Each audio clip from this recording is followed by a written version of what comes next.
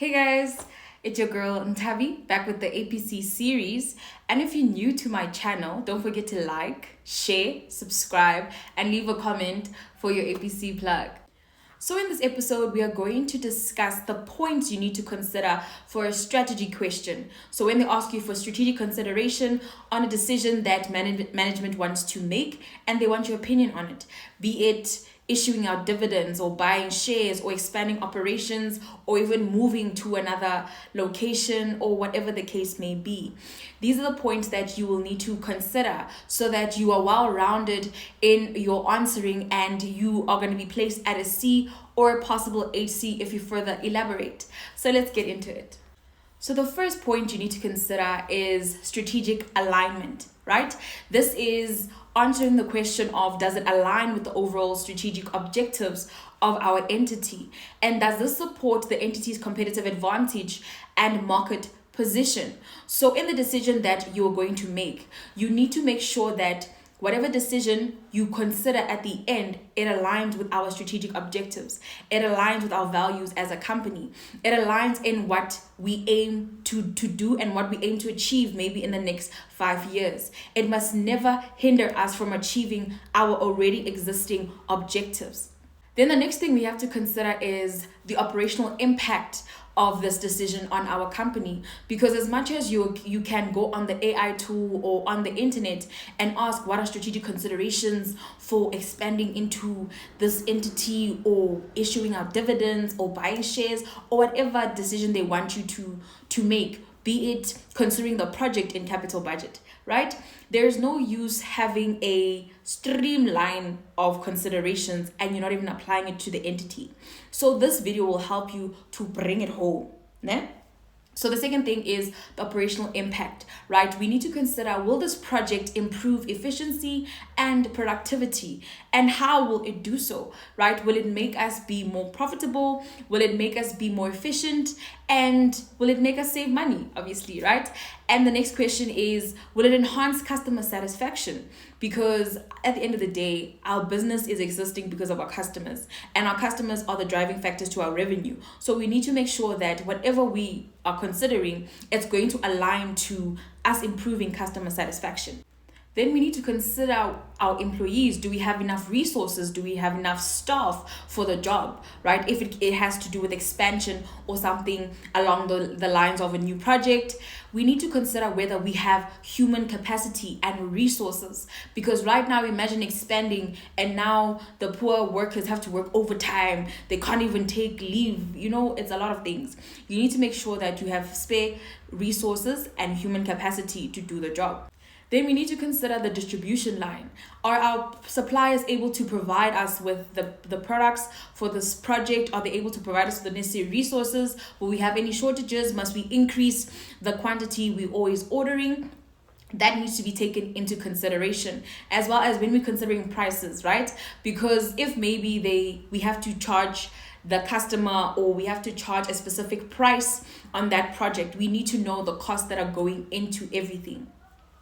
The next one is financial stability. Is the entity in a financially stable position to take this project or to make this decision? We need to consider the impact on our bottom line before we even consider whether we're going to do it or not. So our financial health is more important, because at the end of the day, liquidation is not cute.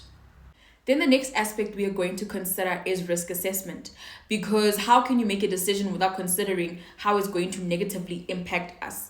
We need to cover everything from all angles, because you don't know what life can throw at you, right? So in us making a decision, we need to assess the pros and cons of that decision. We need to assess the potential risks associated with that specific project or decision we are making.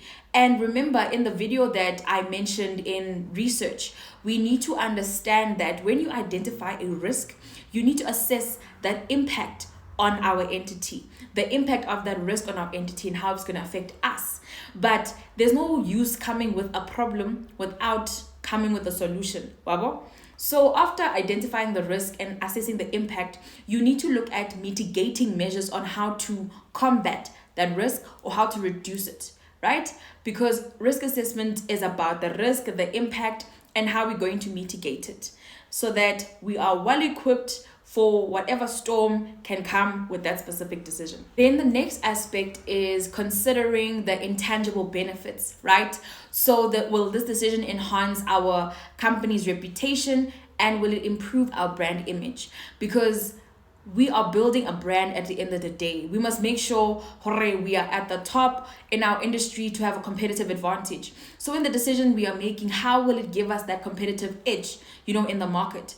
And we must also consider whether it will improve employee morale, because when we're making a decision, our staff is very important, because our employees are the driving factors behind our company's success. So we need to make sure whatever decision we are making, it's not adversely impacting our employees. It's not adversely affecting our stakeholders. So anything that we are deciding on, our stakeholders must take priority, and it must also not negatively impact our community or the society around us. So considering our stakeholders is very important. So after considering all of that, now you need to tie everything together in a logical structure so that you can be at a competent level when it comes to your responses. So the model I liked to adopt was the SAFE model. So the SAFE model, your S is for, is your decision suitable? For A, is it acceptable? For F, is it feasible? And for E, is it ethical? So in adopting that model, it addresses the risk, it addresses the strategy, it addresses the financial aspect of it. It also addresses the legal and ethical aspect of it. And you are considering all points holistically so you can make a decision that is best for our company in the case study. So remember, it's about bringing everything home and not just information dumping what you found on the AI tool. So in the suitable category, we are going to assess whether the decision is suitable, considering the entity's strategy, considering the entity's vision, considering its values, its objectives, its competitive advantage. So it is basically asking ourselves, is this project or decision in line with what we are already aiming for as a company? Is it in line with what we stand for? Is it in line with our objectives and where we want to go, right? Our future prospects. Is it in line with that? Because remember, you can't make a decision that's going to deter us from our vision, that's going to deter us from fulfilling the purpose our entity is supposed to, achieve at the end of the day. Then in the acceptable category, we are going to assess if the decision is acceptable considering key business risks identified. Because when you're identifying the risk, we also need to assess our risk appetite as a company, right? We need to consider what our already existing risks are so that we know, can we take on more risks on top of that? We need to assess whether the decision will make money and it will make financial sense. Will it be worth it financially, right? Considering the risk. Yes, I know I have risk, right? But will it be worth it at the end of the day? Will it be acceptable? Because we also need to consider the impact on our stakeholders. I mentioned the impact on our stakeholders, because how are we going to make a decision that affects our shareholders, that affects our employees, but only benefits the CEO's pocket? It doesn't make sense. That's why we need to consider whether it is acceptable for us to do this and what risks are associated with this, because right now you can't adopt a project or make a decision that's going to just benefit the higher ups pockets and not everybody else. In the feasible category, we are going to look at whether we have the financial resources and the financial means. Do we have the human resources to deliver on the decision? And do we need to train someone? Do we need to add more money on top of our existing employees to take them to training so that they can be able to, perform the job or whatever? We need to consider the financial aspect of it, because right now we are in a position where, let's say, our company is already taking financially, and now you want to take on a project that's going to just be at a negative. We're going to be at a deficit, and we're not even barely making a profit. We're barely even breaking even, right? So we need to consider that aspect. This is where your financial ratios apply. You will then mention how our profitability is declining because of the GP ratio. Our profitabilities We can barely even cover our operating costs. This is where you mention your liquidity ratios, your solvency ratios, and say we are currently not liquid because we are unable to meet our short-term debts. We are unable to meet our debts in totality. We don't have enough resources. We don't have enough assets to even recover, that debt. So it's not financially feasible to make this decision. So you need to be able to ask yourself, how much money am I actually putting in to get money out of the decision that I want to make, right? So this is where your cost versus benefit principle applies. You need to weigh your options of, okay, in proportion to the money I'm putting in, how much am I actually making from this decision? That is very important because cash flow is really something that is essential in every business. And as much as you can say that it's not about the money, it's about the money. So we have to consider all financial aspects with regards to that. Then we move to the E category, which is the ethical category. And in this category is basically you considering whether the decision we are making is legal. This is where you pull in your king recommendations. You pull in your Companies Act if it's applicable. You pull in your legislation that is applicable. Because what good is there if you are making a decision that is not even ethical? You're making a decision that's not even legal, right? Our job is to remind management of our ethical principles and what we need to abide by. We need to remind management that as much as the bottom line is important, doing the right thing is just as equally important as any other decision that we have to make. So for example, now, if it's an ethical question, let's say they want to issue out dividends, but we are barely even making a profit. The financials are saying we're at a loss. Right? So how will King or Companies Act tie into it? This is where you will state, in the Companies Act, there's that solvency and liquidity test that you have to pass in order to pay dividends, right? If your company can't meet that criteria of the solvency and liquidity test, then the Companies Act says we are not supposed to be paying dividends. Then this is where you're going to remind your managers that, according to section 75 or 76, I'm not sure where it's the director's responsibility to act in the best interest of the company. It's the director's responsibility to not consider their own pocket and consider the company as a whole. They have an obligation to act in the best interest of the company. So that's an example of how ethics can tie into the SAFE model. That's how you need to bring in the recommendations of King, bring in the recommendations of the Companies Act and remind management. Because remember, in the ethics question, we covered that you attack the problem and not the person. So that's the ethical element that you can just add to just maybe pull you from a C to a HC.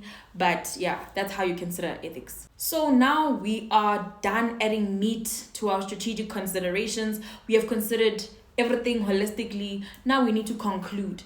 This is when you're concluding, you're stating whether you're accepting the decision or you're not accepting the decision. It just can't be like a one-liner saying it's not a good idea. No, why is it not a good idea? You need to tie into everything we have mentioned in the safe model to say, okay, we're accepting it because our risk appetite, we can handle it. We're accepting it because we're in a good financial position and this will increase our revenue. We're accepting it because it's making us more efficient and we're reducing costs. So concluding is very important. That's where you're going to consider everything else, including the calculations that you have prepared.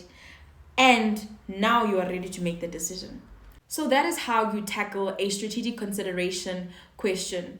And it's advisable to have that SAFE model included in your file because you never know what can happen on the day. Maybe in the pre-release, strategy wasn't considered, right? It wasn't explicitly triggered. So on the day, now you get a strategic question. What are you going to consider? So it's best to just have this template in your file to remind yourself that, hey, you need to consider risk. Hey, you need to consider financial feasibility. You need to consider whether it's in line with our vision and mission, So having this information in your file, it's going to help you because your memory bundles are going to be used for things that you need to apply professional judgment on, not something that you could have prepared for in pre-release, something that you can have in your file, like a strategic template, right? So have this template in your file and make sure that on the day, if it is triggered, these are the things that you tick. So covering all bases can really help you be on that C level or even HC, for your superstars and your high achievers. So yeah, this is the template that worked for me and what helped me cover all bases. And yeah, if you have any more questions with regards to strategic consideration aspects of an APC paper, please feel free to leave a comment below the video and I will respond to you.